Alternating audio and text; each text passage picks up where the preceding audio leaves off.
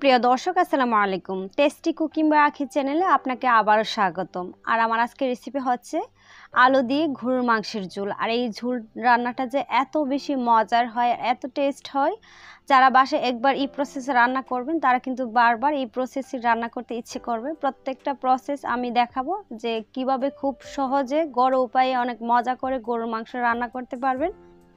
প্রথমে আমি একটা পাতিল নিয়েছি আর এখানে আমি দিয়ে দিচ্ছি হচ্ছে হাফ কাপের মতো সয়াবিন তেল।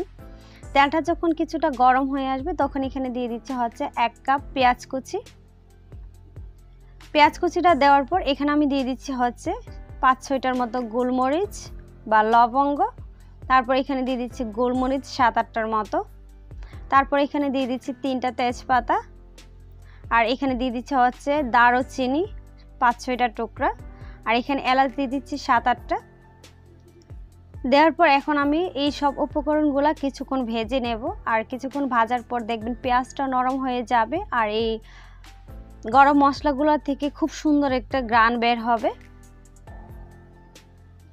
এই যে পেঁয়াজটা কিন্তু ভাজা হয়ে গিয়েছে আর নরম করেই ভেজে নিতে হবে, এটাকে কিন্তু বেরেস্তার মতো করা যাবে না।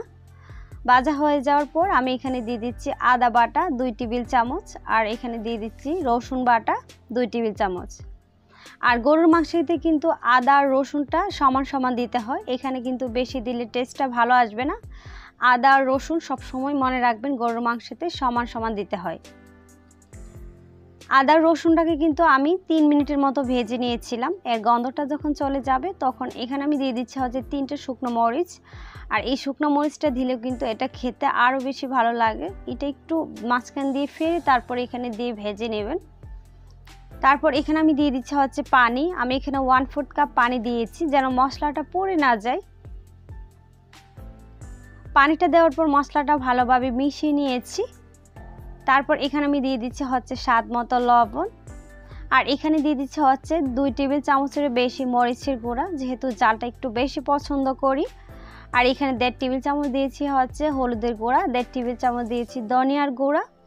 আর এখানে 1.5 টেবিল চামচেরও বেশি দিয়েছি হচ্ছে জিরার বাটা। আর এখানে আমি জিরা বাটাটা দিয়েছি, আপনারা চাইলে জিরার গুঁড়াটাও ইউজ করতে পারেন। দেওয়ার পর এখন সব মশলাটা বা সবগুলো মশলাকে আমি একসাথে ভালোভাবে মিশিয়ে নিচ্ছি।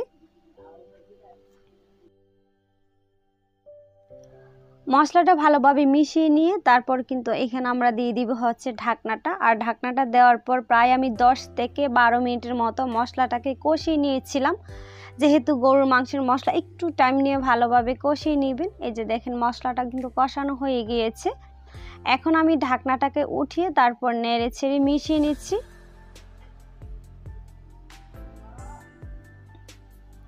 মিশিয়ে নেওয়া হয়ে গেলে তারপর এখানে আমরা দিয়ে দিব হচ্ছে গরুর মাংস। আমি এখানে কিন্তু 2 কেজি গরুর মাংস নিয়েছি। এখানে হাড় চর্বি তারপরে হচ্ছে গোশত একসাথে নিয়েছি সবগুলাকে।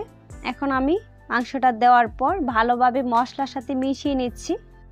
আর এই মাংসের যে পানিটা বের হবে ওইটা দিয়ে কিন্তু আমি প্রায় 10 থেকে 15 মিনিটের মতো মাংসটাকে রান্না করে নেব। এখন ভালোভাবে নেড়েচেড়ে মশলার সাথে মিশিয়ে নিচ্ছি।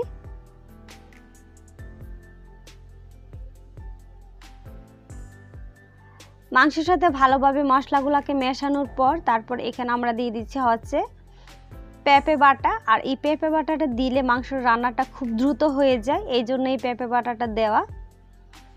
আমি এখানে 1/4 কাপ দিয়েছি হচ্ছে পেঁপে বাটা। দেওয়ার পর আবারও মাংসের সাথে ভালোভাবে মিশিয়ে নিচ্ছি। মিশিয়ে নেওয়া হয়ে গেলে তারপর ঢাকনা দিয়ে ঢেকে এটাকে আমি রান্না করব বা কষিয়ে নিব 10 থেকে 15 মিনিটের জন্য। 10 থেকে 15 মিনিট পর আবার ফিরে আসব।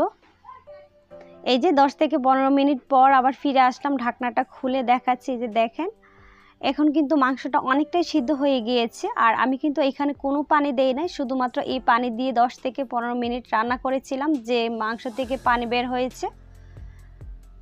নেড়েচেড়ে মিশিয়ে নিয়ে তারপর এখানে আমি দিয়ে দিচ্ছি হচ্ছে গরম পানি। আর অবশ্যই কিন্তু গরম পানি দিবেন। গরম পানি দিয়ে রান্না করলে দেখবেন যে খুব তাড়াতাড়ি সিদ্ধ হয়ে যায় আর এর টেস্টও ভালো আসে। এখন কিন্তু আমি পানিটা দেওয়ার পর আবারও মাংসটাকে কষিয়ে নিব আরও 15 থেকে 20 মিনিটের মতো। মাংস যত ভালো কষানো হয় এর স্বাদ কিন্তু ততই ভালো আসে। 15 থেকে 20 মিনিট পর আমি আবারও ফিরে আসলাম। এখন ঢাকনাটাকে উঠিয়ে নিচ্ছি। এই যে দেখেন ঝোলটা কিন্তু অনেকটাই কমে গিয়েছে। এখন আমি আবারও ঢাকনাটাকে উঠিয়ে নেড়ে চেড়ে মিশিয়ে নিচ্ছি।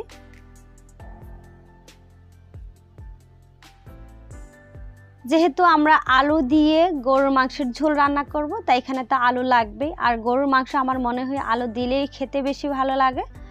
আমি এখানে হাফ কেজির মতো আলু দিয়েছি, যেহেতু আমি 2 কেজি গরুর মাংস দিয়েছি। আর আমি কিন্তু এখানে হাফ কেজি আলু দিয়েছি।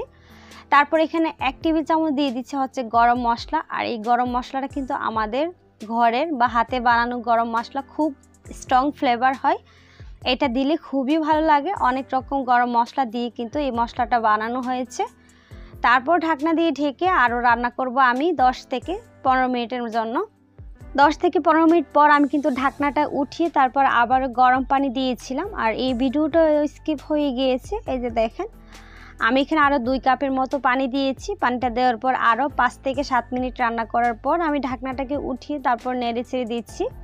দেখেন কতটা সুন্দর কালার হয়েছে। আর মাংসের কালার যতটা সুন্দর হয় দেখতেও ভালো লাগে আর খেতেও তো আরও বেশি ভালো লাগে।